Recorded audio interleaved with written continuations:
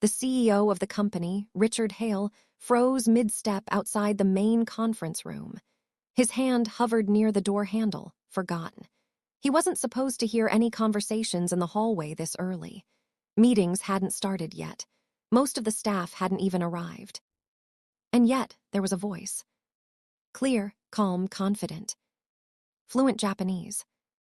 Richard's eyes narrowed slightly. He had spent years negotiating deals across Asia, and he knew the difference between broken phrases and true fluency. This was the real thing, precise, professional, effortless.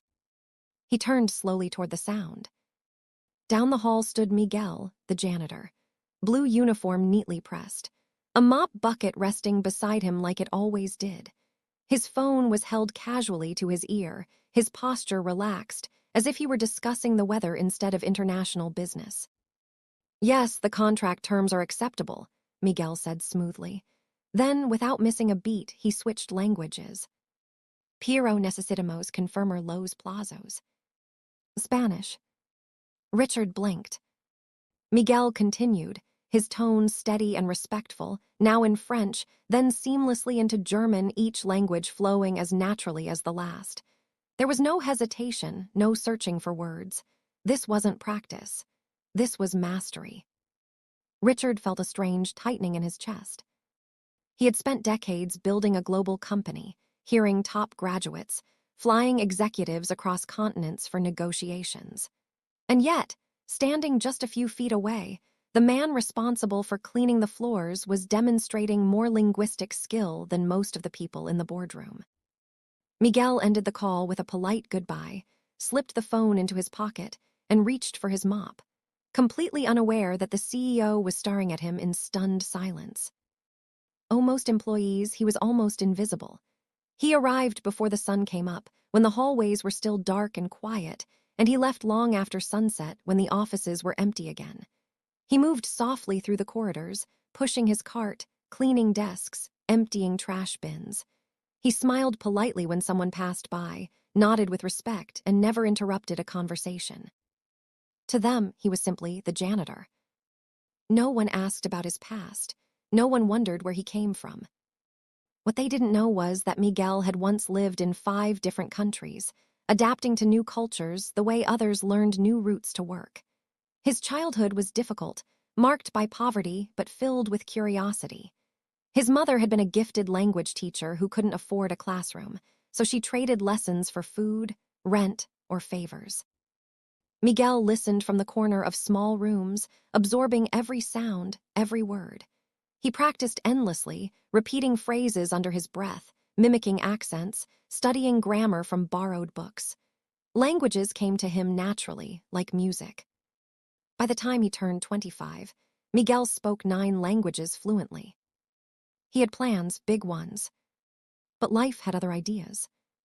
A visa complication forced him to leave a country he loved. A sudden illness in his family drained his savings. The degree he worked years to earn wasn't recognized in this new place, turning his qualifications into useless paper. One by one, his dreams were folded away, not destroyed, just set aside. So Miguel took the job that paid the bills. Not because it matched his talent, not because it fulfilled him, but because it kept him afloat. As Richard Hale stood in that hallway, stunned by what he had just heard, he had no idea about any of this yet. But he was about to learn everything. Later that morning, Richard called his executive assistant into his office. "Schedule a meeting," he said calmly, as if the request were completely ordinary. "With Miguel, the janitor." She paused mid-note, blinking in confusion. "Sir, the janitor." "Yes," Richard replied, his tone firm. "Miguel."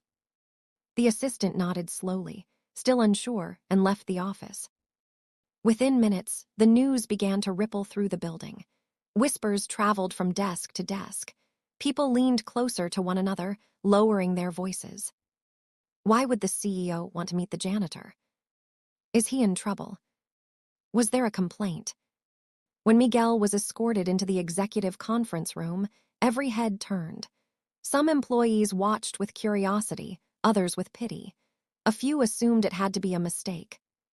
Miguel, however, remained calm. His hands were folded neatly in front of him. His posture was straight. His eyes were steady. He looked like a man who had nothing to hide.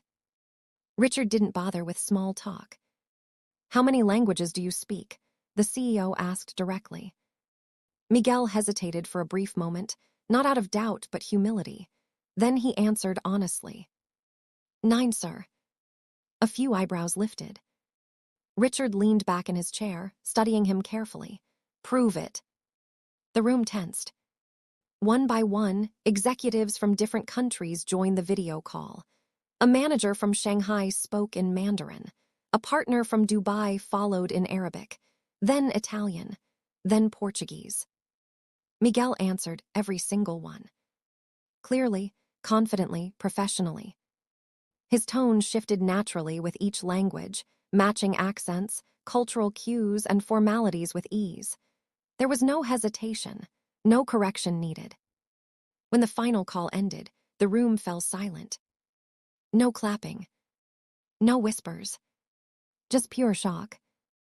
Richard broke the silence at last.